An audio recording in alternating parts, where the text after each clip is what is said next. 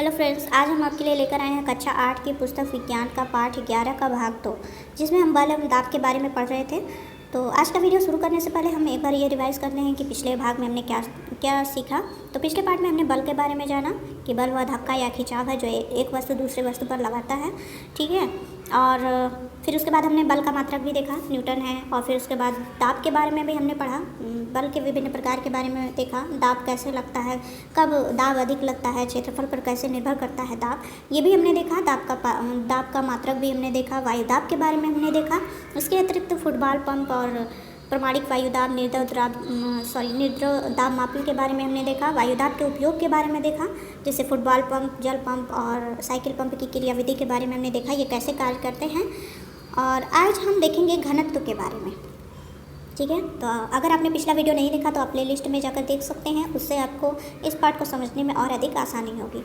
तो आज का वीडियो शुरू करते हैं। घनत्व किसी वस्तु के द्रव्यमान तथा आयतन के अनुपात को उस वस्तु के पदार्थ का घनत्व कहते हैं, ठीक है। सिंपल शब्दों में इसके जो है सूत्र को भी व्यक्त किया गया है और इसको परिभाषित भी कर दिया गया है। किसी वस्तु के द्रव्यमान तथा आयतन के अनुपात को उस वस्तु के पदार्थ का घनत्व कहते हैं। घनत्व बराबर द्रव्यमान बटे आयतन, यहाँ जो है संकेतों में भी व्यक्त किया गया है। घनत्व को d, द्रव्यमान को m तथा आयतन को v से व्यक्त किया गया है यहाँ पर। आगे है घनत्व का मात्रक किलोग्राम प्रति घन मीटर होता है।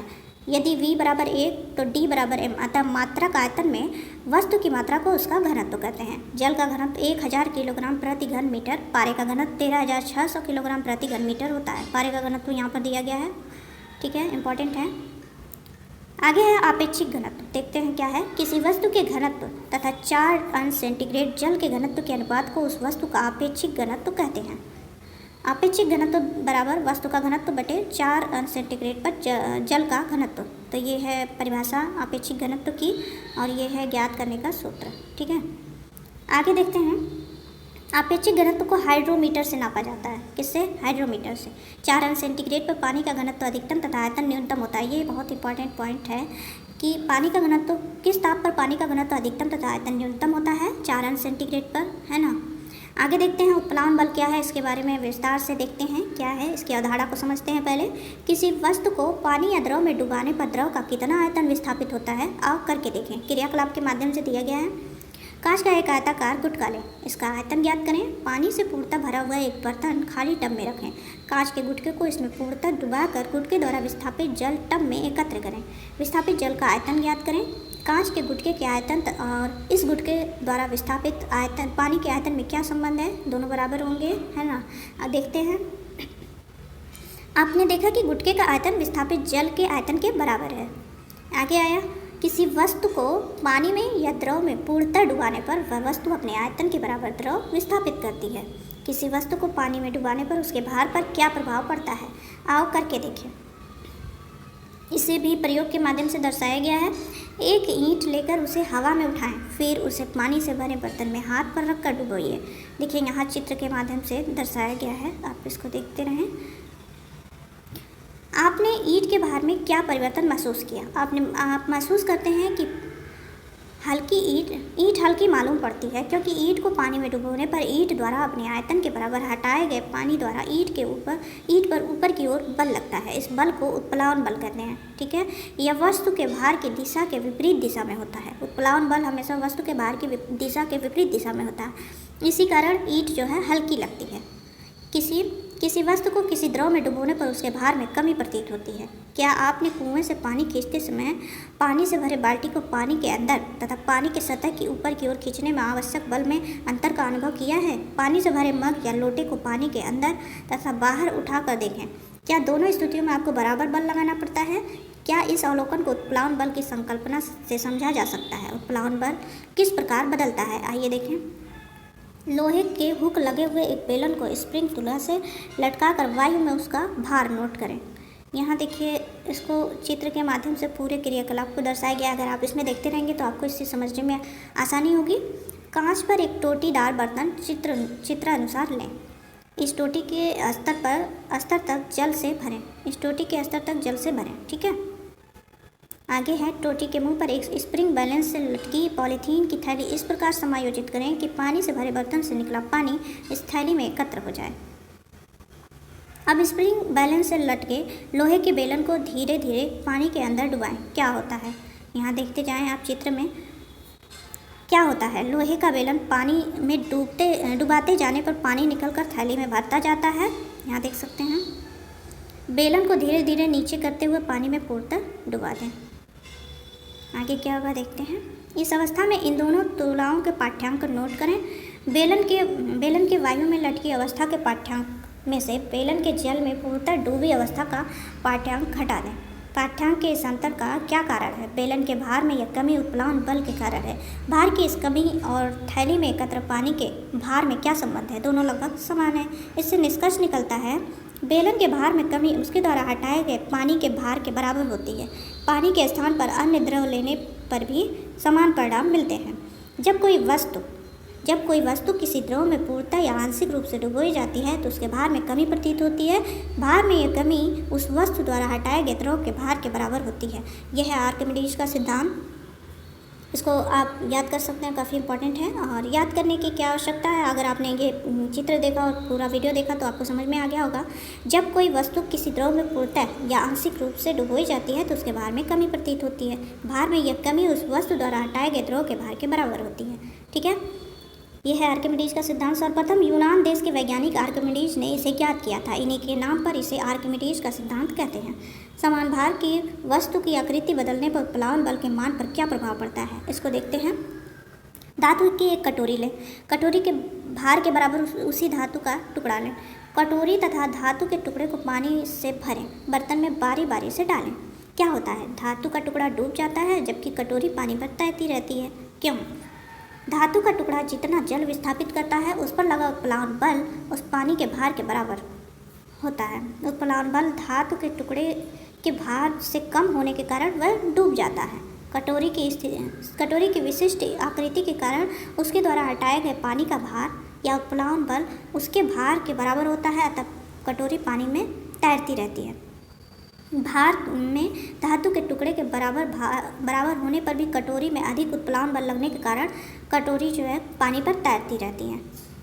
वस्तु पर लगने वाला उत्प्लावन बल उसकी आकृति और आकार पर निर्भर करता है। प्लवन क्या है? प्लवन का नियम देखते हैं। पानी या द्रव में वस्तुएं तैरती और डूबती क्यों हैं? यदि किसी वस्तु का हवा में भार W है, वस्तु को पानी में डुबोने पर वस्तु पर लगने वाला उत्प्लावन बल W है। सोचिए क्या होगा यदि W बड़ा है W1 से। ठीक है, फिर दूसरी अवस्था में W बराबर है W1 से, फिर तीसरी अवस्था में W जो है छोटा है W1 से। ठीक है, ये है स्थिति। तीनों स्थितियों को बताया गया है। यहाँ पर देखते हैं, यहाँ पर चित्र के माध्यम से भी दर्शाया गया है। पहली स्थिति में वस्तु पानी में डूब जाएगी, है ना, और दूसरी स्थिति में यहाँ देख सकते हैं आप, यहाँ जो है वस्तु का हवा में भार जो है वो जो है अधिक है और वस्तु को पानी में डुबोने पर लगने वाला उत्प्लावन बल वो कम है। तो इस कारण जो है पानी में वस्तु जो है डूब गई है। ठीक है, दूसरी स्थिति में वस्तु पानी में पूर्णतः डूबी हुई तैरेगी। यहाँ देख सकते हैं, यहाँ पर दोनों वस्तु का हवा में भार जो है और वस्तु को पानी में डुबोने पर लगने वाला उत्प्लावन बल दोनों बराबर हैं। इस वजह से पानी में डूबी हुई वस्तु जो है तैर रही है। आगे है तीसरी स्थिति में वस्तु पानी की सतह पर तैरती रहेगी तथा इसका कुछ अंश पानी में डूबा रहेगा, शेष भाग सतह के ऊपर रहेगा। ये कब होगा? जब वस्तु का हवा में भार जो है वो जो है कम है और वस्तु को पानी में डुबोने पर लगने वाला उत्प्लावन बल अधिक होगा, तब यह जो है तीसरी अवस्था वाली स्थिति आएगी, ये कि वस्तु जो है पानी की सतह पर तैरती रहेगी तथा कुछ अंश पानी में डूबा रहेगा, शेष भाग सतह के ऊपर रहेगा। इससे यह निष्कर्ष निकलता है कि क्या निष्कर्ष निकलता है देखते हैं। वस्तु का भार उत्प्लावन बल के बराबर या इससे कम होने पर वस्तु तैरती रहेगी। चूँकि वस्तु पर कार्यरत उत्प्लावन बल बराबर वस्तु द्वारा विस्थापित द्रव का भार, इसलिए जब वस्तु का भार वस्तु द्वारा हटाए गए पानी के भार के बराबर होता है तो वस्तु पानी की सतह पर पूर्णतः डूबी हुई तैरती है। इससे प्लवन का सिद्धांत कहते हैं। ये है प्लवन का सिद्धांत। जब वस्तु का भार वस्तु द्वारा हटाए गए पानी के भार के बराबर होता है तो वस्तु पानी की सतह पर पूर्णतः डूबी हुई तैरेगी। ये है प्लवन का सिद्धांत। जिन वस्तुओं का घनत्व द्रव के घनत्व से अधिक होता है ऐसी वस्तुएं द्रव में डूब जाती हैं। घनत्व बराबर होने पर द्रव वस्तु में पूरी तरह डूबी हुई तैरेगी तथा यदि वस्तु का घनत्व द्रव के घनत्व से कम है तो वस्तु आंशिक रूप से डूबी हुई तैरेगी। ठीक है। द्रव का दाब क्या है इसको देखते हैं। अगला पॉइंट, एक कांच की नली लीजिए। नली के एक सिरे पर गुब्बारे को धागे से बांधें। नली के ऊपरी सिरे से पानी डालिए। पानी डालने पर क्या होता है, ये देखिए यहाँ चित्र के माध्यम से दर्शाया गया है। ये नली है, पानी डाल रहा है, यह गुब्बारा है नीचे। पानी डालने पर क्या होगा, गुब्बारा फूल जाता है। पानी की मात्रा बढ़ाने पर नली में पानी का स्तर बढ़ जाता है और गुब्बारा अधिक फूलता है। ऐसा क्यों? जल स्तर बढ़ने से पेदी पर दाब बढ़ जाता है, जिससे यह निष्कर्ष निकलता है कि द्रव बर्तन की पेदी पर दाब डालता है। क्या द्रव क्षैतिज दिशा में भी दाब डालता है? आओ करके देखें। एक ये जो है बताया गया है कि अभी तो हमने देखा कि द्रव जो है तली पर दाब डालता है यहाँ गुब्बारे के माध्यम से। अब हम देखेंगे कि क्या क्षैतिज अवस्था में भी दाब इसका पड़ता है द्रव का। एक क्षैतिज टोटी लगा बर्तन लें। टोटी के मुंह पर गुब्बारा बांधें। बर्तन को पानी से भरें। गुब्बारे की आकृति पर क्या प्रभाव पड़ता है, गुब्बारा फूल जाता है। यहाँ आप इस चित्र में इसको देख सकते हैं। क्या निष्कर्ष निकलता है, द्रव बर्तन की दीवारों पर क्षैतिज दिशा में भी दाब डालता है। क्या द्रव सभी दिशाओं में दाब डालता है? अब हमने देखा कि ये जो है तिरछी अवस्था में भी यहाँ पर देखिए दाब डालता है। अभी हमने ऊपर देखा तली पर दाब डालता है द्रव। अब हम देखेंगे कि क्या सभी दिशाओं में यह समान दाब डालता है। इसको एक प्रयोग के माध्यम से देखते हैं। एक टीन का डिब्बा लें। इसमें समान ऊंचाई पर चारों ओर छिद्र बनाएं। इससे पानी से भरें। क्या होता है, जब सभी दिशाओं में जल सभी दिशाओं में समान रूप से निकलता है और जल की धाराएं समान दूरी पर गिरती हैं, द्रव सभी दिशाओं में समान दाब डालता है। यहाँ आप इसको इस चित्र के माध्यम से देख सकते हैं। देखिए यहाँ पे समान जो है तली पर जो है समान सतह पर जो है छिद्र किए गए हैं समान ऊंचाई पर, आप देख सकते हैं इस चित्र के माध्यम से। लेकिन और जब पानी से इसको भरा गया है तो सबकी जल धारा जो है एक ही प्रकार की है, एक ही धारा से ये जल बाहर निकल रहा है। आगे देखते हैं, एक और क्रियाकलाप है। टोटी लगे टीन के 2 डिब्बे लें और टोटियों के मुंह पर गुब्बारा बांधते हैं। दोनों डिब्बों में क्रमशः असमान ऊंचाई तक द्रव भर लीजिए। ये देखिए इसमें ज़्यादा भरा हुआ है और इसमें कम भरा हुआ है ना। दोनों डिब्बों में लगे गुब्बारों के फूलने का अवलोकन कीजिए। अतः चित्र ख में लगा गुब्बारा क में लगे गुब्बारे की तुलना में अधिक फूलता है। अब देखिए ये वाला अधिक फूला है, ये वाला कम। अतः द्रव का दाब गहराई बढ़ने के साथ साथ बढ़ता जाता है। यहाँ ये सिद्ध होता है कि द्रव का दाब गहराई बढ़ने के साथ, देखिए यहाँ पे अधिक पानी भरा है ना और यहाँ पे कम है इसमें, तो ये गहराई इसकी ज़्यादा है। गहराई बढ़ी तो क्या हुआ, द्रव का दाब भी बढ़ता गया। आगे है द्रव का दाब P। द्रव स्तंभ की ऊंचाई H द्रव के घनत्व D तथा गुरुत्वीय त्वरण पर निर्भर करता है। गणितीय रूप में P बराबर HDG। ठीक है, ये फार्मूला है जो आगे आपके काम आएगा। हमने सीखा, इस पार्ट में हमने क्या क्या सीखा उसको एक बार देखते हैं। किसी वस्तु पर उसकी गति की दिशा में आरोपित बल उसके द्रव्यमान तथा त्वरण के गुणनफल के बराबर होता है।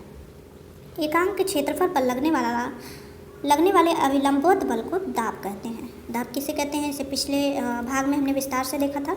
यहाँ पर उसकी परिभाषा दी गई है। पृथ्वी की सतह से लगभग 110 मीटर ऊपर जाने पर वायुमंडलीय दाब का मान 1 सेंटीमीटर स्तंभ के बराबर होता है, बराबर नीचे गिर जाता है। ये हमने पिछले भाग में भी इसे देखा था।